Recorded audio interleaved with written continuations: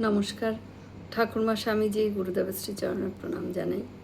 তথ্যসূত্র শ্রী শ্রী রামকৃষ্ণ কথামৃত, সেখান থেকে কিছুটা অংশ পড়ে শোনাচ্ছি।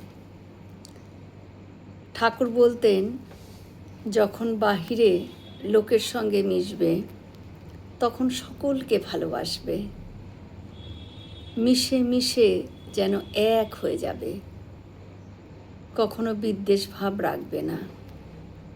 ও ব্যক্তি সাকার মানে ও নিরাকার মানে না, ও নিরাকার মানে ও সাকার মানে না, বা ও হিন্দু মুসলমান বা খ্রিস্টান এই বলে নাক সিটকাবে না।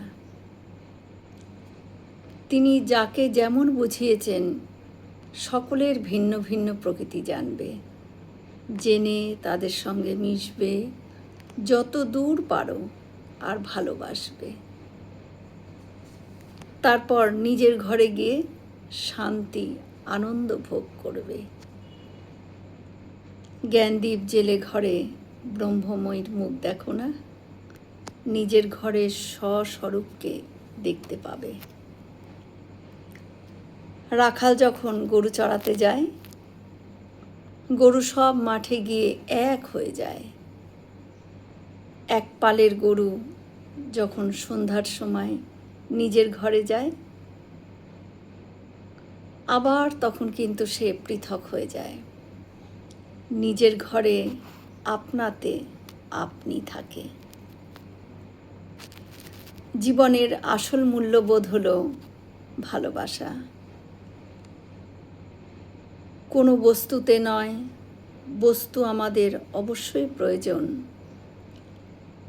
আমাদের দৈনন্দিন জীবনের জন্য, না হলে আমাদের সংসার জীবন অচল। কিন্তু তাই তাকে ব্যবহার করব, আর মানুষের সাথে সম্পর্ক হবে ভালোবাসা, সম্মান আর আন্তরিকতার। জয় শ্রী রামকৃষ্ণ। আমরা সকলে মিলে একসাথে বলি, জয় মহামাই কি জয়, জয় ভগবান শ্রী শ্রী রামকৃষ্ণ দেব কি জয়, জয় স্বামীজি মহারাজজি কি জয়। হয়তো অনেক ভুল ত্রুটি হলো, ঠাকুর যেন আমায় ক্ষমা করে দেন। সকলে সুস্থ থাকবেন, আনন্দে থাকবেন। ঠাকুর মায়ের কৃপা দৃষ্টি সকলের ওপর বর্ষিত হোক। শুভরাত্রি।